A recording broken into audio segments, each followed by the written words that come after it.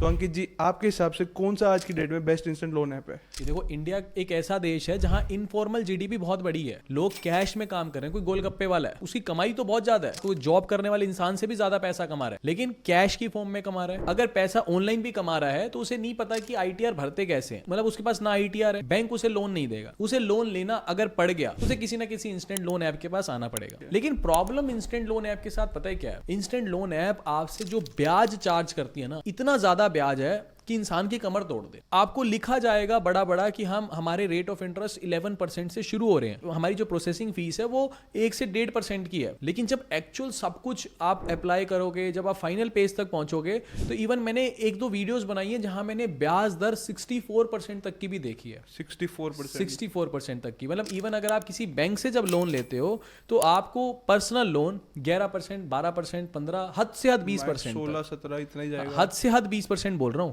लेकिन कोई एक इंस्टेंट लोन ऐप ऐसी दिखा दो जो 20% पे लोन देती हो। मतलब अधिकतर 90% लोन ऐप के जो ब्याज दरें हैं वो 30%, 35% तक तो जाती हैं, और इवन इससे ज्यादा मैंने जरूर देखी। बट सर, वो बड़ा बड़ा अपनी कोई भी लोन लगा लो, बड़ा बड़ा स्क्रीन पे लिखते हैं कि 15% से शुरू। तो देखो, मतलब वो शुरू है ना, आप समझ रहे हो। कुछ कुछ तो ऐसे भी लिखते हैं कि महीने का 1.5% से शुरू। अब कुछ लोग तो उसको ही बताने लग जाते हैं कि 1.5% पे ही मिल रहा है। भाई 1.5% महीने का लिख रहा है वो, 1.5% पर मंथ से स्टार्टिंग है। अब पहले तो 1.5 को 12 से मल्टीप्लाई करो तो 18% हो गया, यानी सालाना 18% हो गया। तो 18% से तो शुरू है। मिनिमम 18% है, मैक्सिमम तो वो 70% तक भी चला जाए। मतलब लोग 1.5% सुनते ही देखते ही एकदम ऐसे लग जाता है कि मेरे को भी 1.5% पे मिल एग्जैक्टली। तो वो चीज समझो। दूसरी चीज प्रोसेसिंग फीस, वो भी इतनी ज्यादा चार्ज करते हैं।